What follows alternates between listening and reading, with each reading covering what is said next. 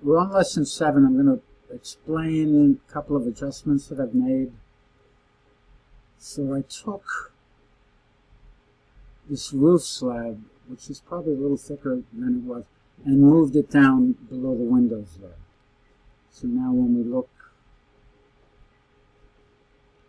at the section, we don't see the roof slab intersect the windows. So if I go back to this isometric view of model that I've saved, we get an idea of the mass, right?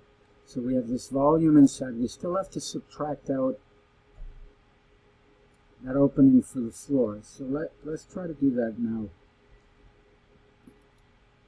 One way to do that, let's do something we didn't do before. Column layer. Columns. We'll call this chart. And select each one of these guys.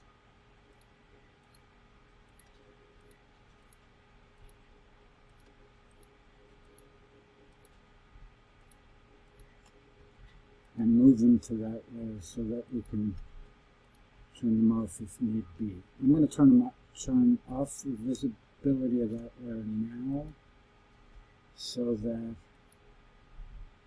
I can create the outline of this opening and subtract it from this floor. How do we do that? It's pretty simple.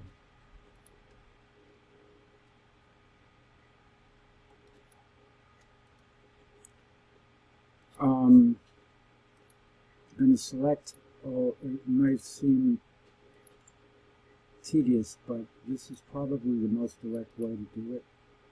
I'm selecting the perimeter,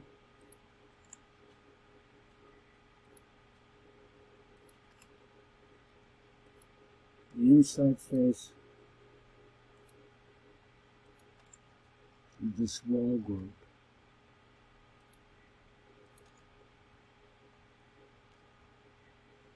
Copying it to the clipboard, Control-C, close this group. Now I'm modifying that floor slab. I'm going to edit, paste in place, and take and move those lines down to the surface from which I want to subtract it. So now this becomes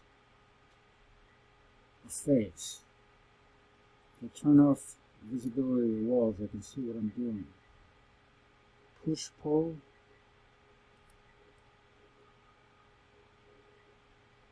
On face. There we go. Close. Oops. Close the group. And if you turn back on those walls and the columns, you can see that opening is now a void. I'm going to pause this. Okay, so that effectively no, I'm recording.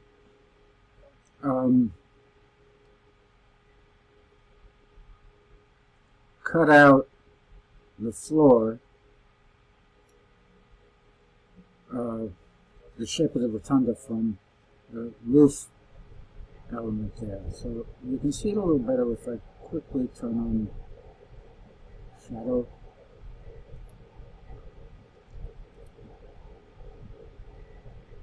You can see there's a big void in there. That'll become much more interesting when we develop the rest of these openings.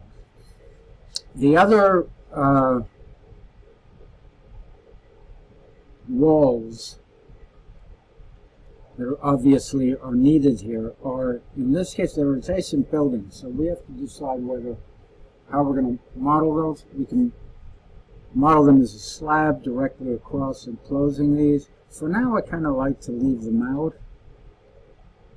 Oh, let's create a roof layer. We should probably call it roof flat. Roof flat. Because later we're going to develop the dome roof. And let's select that element and move it to roof flat. And I'm going to save this as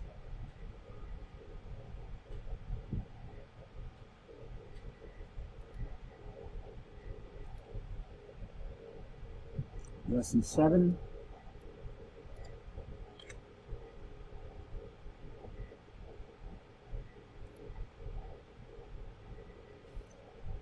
And post the video associated with this as well. This is a short one.